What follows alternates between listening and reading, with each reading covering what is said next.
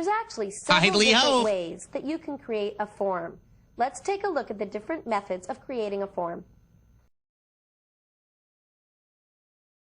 The two most common ways to create a form are to select Forms in the Objects list and to double-click Create Form in Design View, or double-click Create Form by using Wizard.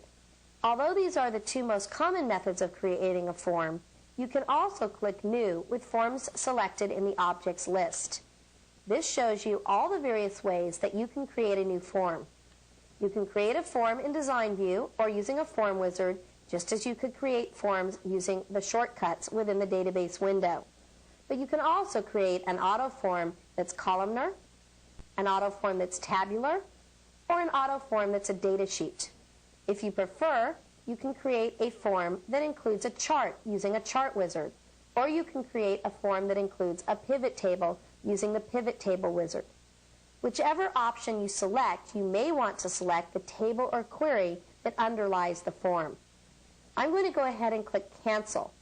I want to talk for a moment about creating a form in Design View versus creating a form using a wizard.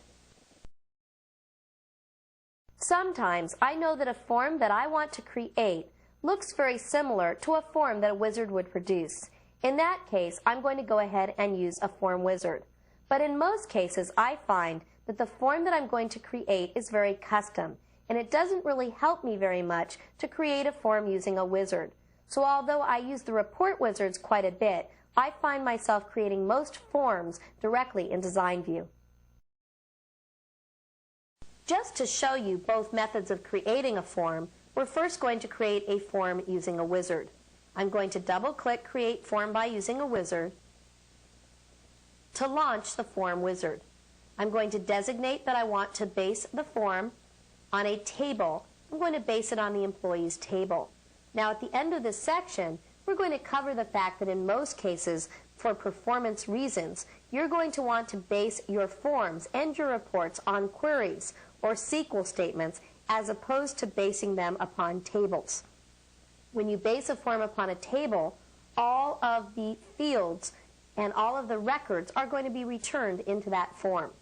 I'm going to grab the employee ID, then the first name, then the last name, the birth date, the hire date, the home phone, and the photo. Having selected those fields, I'm going to click Next. I want my form to be columnar. And I can select from the various styles that are available to me. I'm going to go with the industrial style and click Next. I can now name my form, and I'm going to call this FRM Employees Wizard. I'm going to go ahead and open the form to view or enter information, and I click Finish, and the form is created. And this is the form that we just built with the fields that I selected, and I can move from record to record within the form. I'm going to leave that form alone, and I'm going to go back to the database window. I'm now going to create a form in Design View. Notice that we just get a blank design surface. What I'm going to do is double-click the intersection between the horizontal and vertical ruler, and this is going to bring up the properties for the form. I'm going to go into the Data tab for my form, and for the record source, I'm going to specify the employees table. If I close the Properties window, notice that a field list appears. We're going to talk more about the form design window in a little bit. But right now, I want to show you that there's a tool on your toolbar that allows you to display or hide the field list.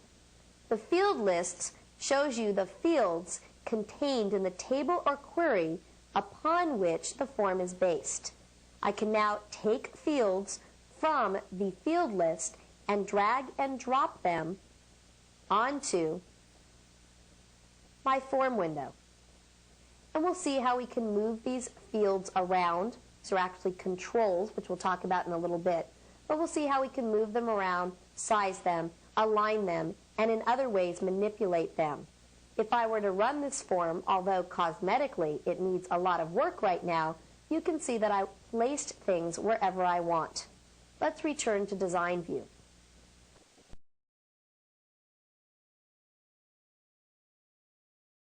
Before we proceed with our discussion of forms, it's important that you become familiar with the various parts of the form design window. In looking at the form design window, there's some parts of the window that you need to become familiar with. First of all, this toolbar right up here, the top toolbar, and this may be the bottom toolbar for you, but for me, this top toolbar is the formatting toolbar. It allows me to select objects and modify the font size, bold, italicize, and underline, change the justification of the text within a control, change the background color, foreground color, border color, and border style. This second toolbar is actually the standard toolbar and allows me to perform tasks such as bring up the Properties window. So let's take a look at some of the windows that you can use when you're designing forms. The Properties window is a toggle on and off, and when open shows you the properties of the selected object. If I click the intersection between the horizontal and vertical ruler, for example, I'm looking at the properties of the form. If I click the detail band, I'm looking at the properties of the detail section of the form. And if I click the first name label, I'm looking at the properties of the label. So the Properties window always shows you the properties of the selected object. And the Properties window is actually divided into 4 main parts, 5 if we count all. Format shows us the visual aspects or visual properties associated with the selected object. Things like its background style and color, its width and its height. I'm going to go ahead and select the text box, and you may notice that some of the format properties are different. The data properties, and not all objects have data properties, but the data properties have to do with the data behind that object.